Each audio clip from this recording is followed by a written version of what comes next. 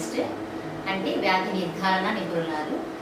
నేను రోజు daily cancers చాలా డయాగ్నోస్ చేస్తుంటాను, లేడీస్కి కానీ జెంట్స్కి కానీ. అందులో most of the cancers squamous cell కార్సినోమాలు ఉంటాయి. అవి కాజ్ చేసేది ఆర్గానిజం ఒక వైరస్, హ్యూమన్ ప్యాపిలోమా వైరస్ అనే దానివల్ల ఆ క్యాన్సర్ అనేది వస్తుంది.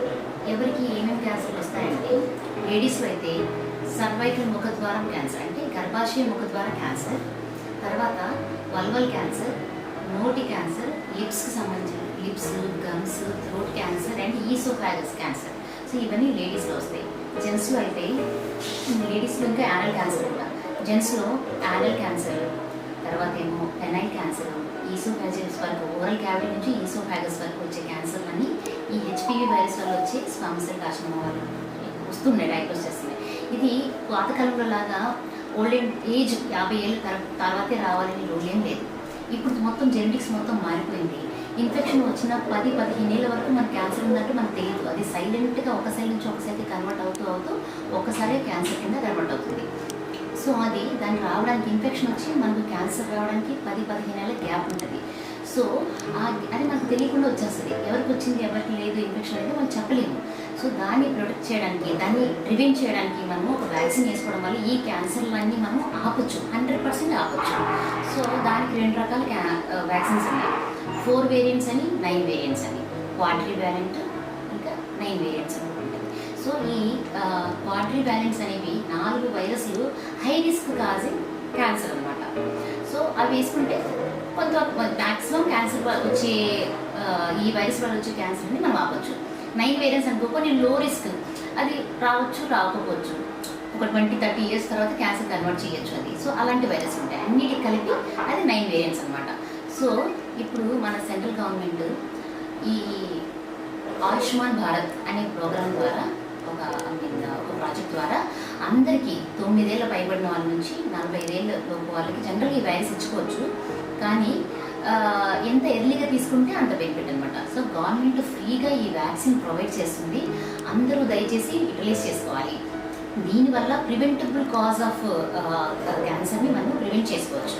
సో కొన్ని మన చేతిలో ఉండవు, జెనెటిక్వి అంటే మన ఇన్హెరిడెంట్గా మన ఫ్యామిలీలో మన ఫాదర్కి 4 ఫాదర్స్కి ఉంటాయి. అవి మనం ఆపలేము, అది మన చేతిలో లేదు. కొందరు డైట్ వల్ల ఉంటాయి, స్మోకింగ్ కానీ, మనం తీసుకునే గుట్కాలు కానీ, డ్రగ్స్ కానీ, సో వాటి వల్ల ఉంటుంది. కొన్ని వైరస్ల వల్ల వస్తుంటాయి, సో అవి మనం ఆపచ్చు. So one of the major cancer burden in India or in world wide is squamous cell carcinoma causing HPV virus.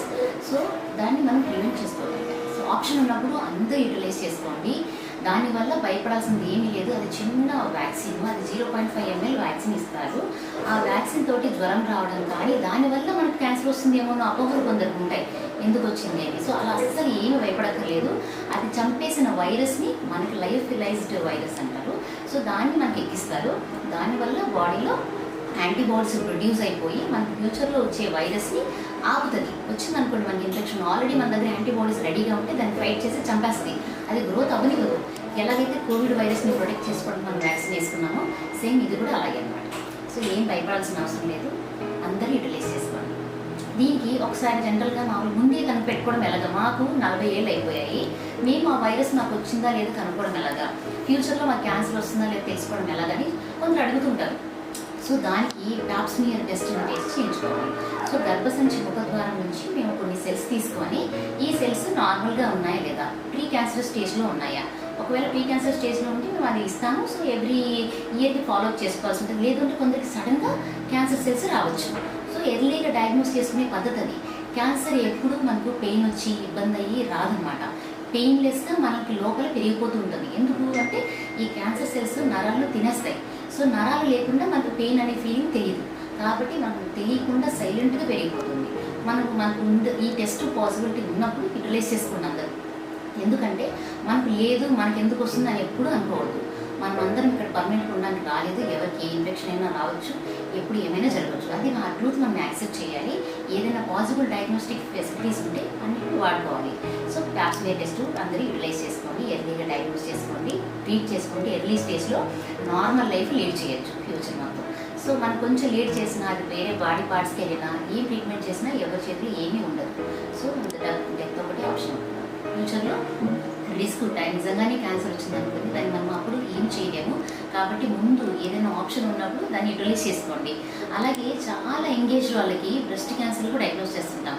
నా దగ్గర ఎవ్రీ డే 5 to 6 కేసెస్ నేను ఎఫ్ఎన్ఏసి చేస్తుంటాను బ్రెస్ట్కి, అంటే ఛాతీ లేడీస్లో జనరల్గా ఛాతీ క్యాన్సర్ చాలా ఎక్కువ ఉంటాయి.